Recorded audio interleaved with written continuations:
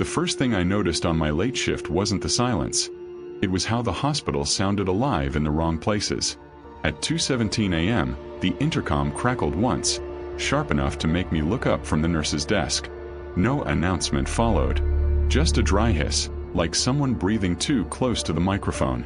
I waited. Nothing. The clock ticked loud in the empty corridor, each second echoing longer than it should have. This wing was closed. Everyone had told me that. No patients. No staff. Just me, the lights, and the hum of old machinery buried in the walls of a Montana hospital that had outlived its town.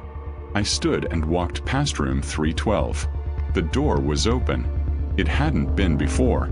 Inside, the bed was neatly made, corners tucked with military precision. The heart monitor beside it was off, but its screen glowed faintly, pulsing once every few seconds. Not a heartbeat. Just light. On. Off. On. Off. I reached for the switch. Behind me something moved. Not footsteps. Not fast. More like fabric dragging across tile. I turned. The hallway stretched long and empty, fluorescent lights flickering like tired eyes. At the far end, a call light blinked red above a room number I didn't recognize. I checked my clipboard. That room wasn't on the floor plan. The intercom crackled again. This time, a voice came through. Low, strained, and far too close. Night staff shouldn't answer the bells, it whispered. Every call light on the floor turned on at once. And somewhere down the hall, a bed began to roll toward me, slowly, by itself. By the time I reached the nurse's desk again, my hands were shaking hard enough that the clipboard rattled against the counter. I kept telling myself it was nerves. First night, late shift, unfamiliar building. That's what normal people felt when they worked alone at 2 in the morning in a half-abandoned hospital in rural Montana. Normal fear. But hospitals weren't supposed to move when you weren't looking. The bed had stopped rolling the moment I stepped back into the light. I hadn't seen it stop, only noticed that it was no longer moving. 1 second it was coming toward me, the wheels whispering against tile, the next it was just there, parked neatly in the middle of the corridor, aligned as if someone had taken the time to straighten it. No one had. I didn't go back to check the room. I didn't want to see whether the mattress was warm. Instead, I sat behind the desk and stared at the security monitor. 4 grainy camera feeds showed empty hallways, empty rooms, and one long corridor where the bed should have been. It wasn't there. I leaned closer to the screen, my reflection ghosting over the footage. The corridor was spotless. No bed. No call lights. No red blinking above the door that didn't exist. The monitor flickered. For a single frame, something stood at the end of the hall. Tall. Too thin. Its outline blurred, like it didn't agree with the camera. Then the image stabilized, and the hallway was empty again. I swallowed and checked the time. 2:26 a.m. I told myself this place was old. Old wiring. Old cameras.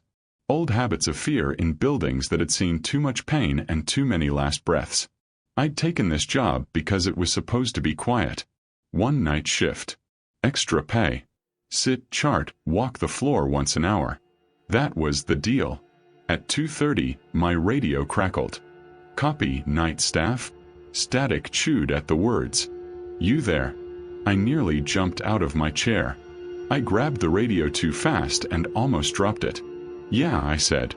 My voice sounded thin in my own ears. I'm here. A pause. Too long. Then, you alone? Yeah. Just me. Another pause. When the voice came back, it was lower. Good. The radio went dead. I stared at it, waiting for the follow-up. There wasn't one. I stood and did what I was paid to do. I walked the floor. The overhead lights buzzed softly as I moved. My footsteps the only solid sound. Every door I passed was closed now. Room 312 was sealed tight, its handle cold when I brushed it by accident. I checked the call lights. All off. Normal. Too normal. Halfway down the hall, I smelled something wrong. Not blood. Not decay. Antiseptic. Fresh. Overpowering. Like someone had just scrubbed a room clean to erase what had happened inside it. The smell led me to a supply closet that shouldn't have been unlocked. The door creaked open. Inside, shelves sagged under old equipment. Wheelchairs with cracked vinyl, for stands missing hooks, boxes labeled in handwriting so faded it looked like veins. At the back of the closet, a gurney stood upright against the wall. Strapped to it were restraints. Leather. Worn smooth. Recently used. I stepped back. Behind me, a voice spoke. Soft, careful, like it didn't want to startle me. They still keep that one. I spun around. An old man stood in the hallway, wearing scrubs that didn't match the hospital colors. His badge was turned backward. His eyes were pale, almost watery, and fixed on the open closet door. I told them to burn it. My mouth went dry. Sir, this floor is closed. He nodded slowly. That's what we said too. The lights flickered. When they steadied, the hallway was empty.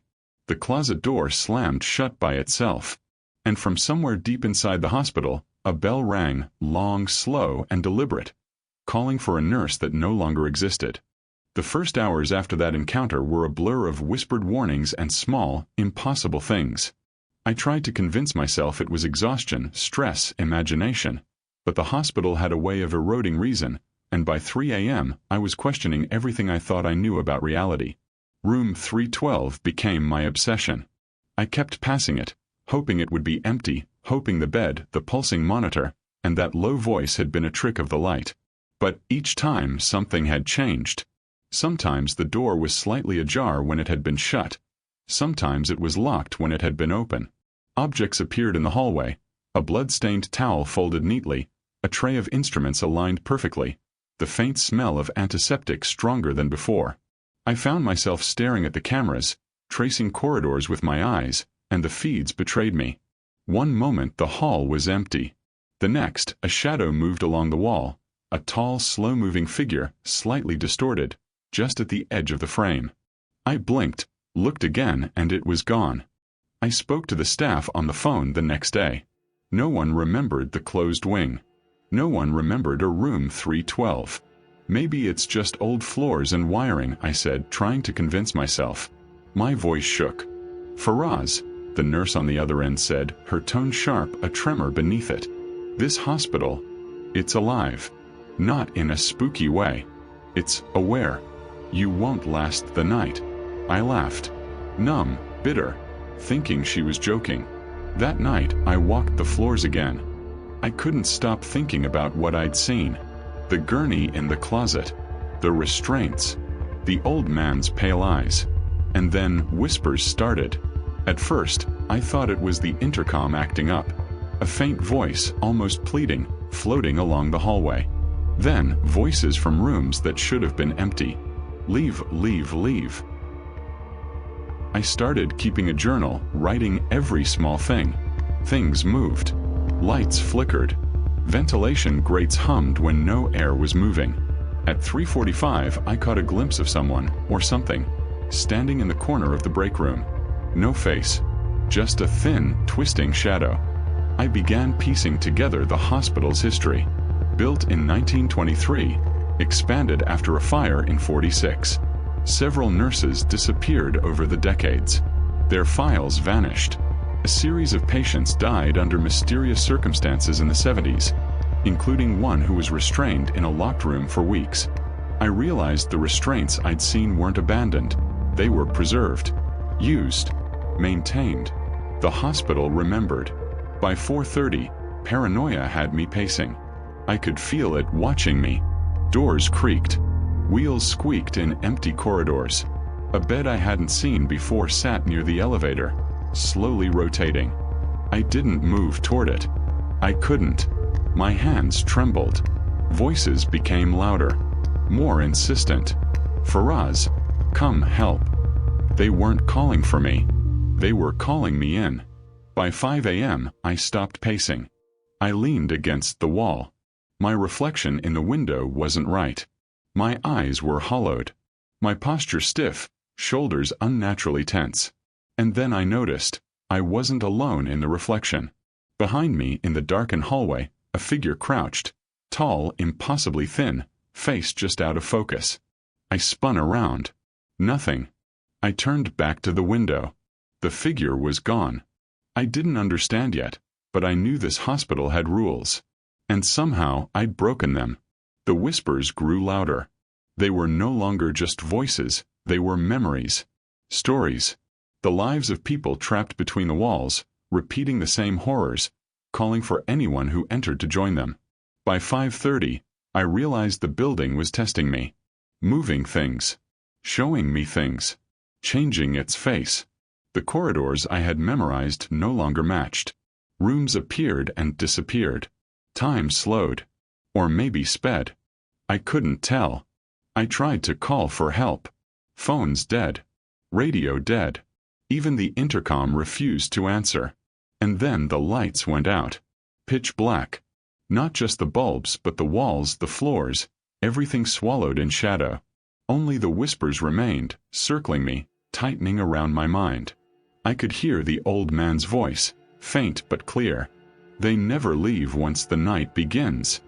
I stumbled back, tripping over nothing, and the hallway stretched longer than before. Room 312 appeared at the far end. Its door open, beckoning. The bed inside was empty now.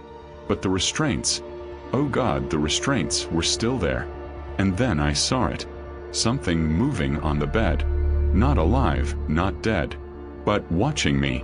I froze. The hospital had revealed a truth. It wasn't a building. It wasn't just haunted. It remembered every touch, every breath, every scream. And it didn't like outsiders. By the time the sun would rise, I would understand that leaving wasn't an option. Not yet. The hallway stretched endlessly. I couldn't tell if I was moving forward or if the hospital itself was bending around me. The lights overhead flickered, then went out completely, leaving only the faint green glow of emergency signs. The air was thick, sticky, smelling of antiseptic and decay, as though the building itself had exhaled. I could hear it before I saw it. A low, wet scraping sound, like metal against tile, coming from every direction at once. The whispers had multiplied, overlapping. Screaming, pleading, warning, mocking. My own voice tried to call out, but all that came was a choked rasp. Then the bed.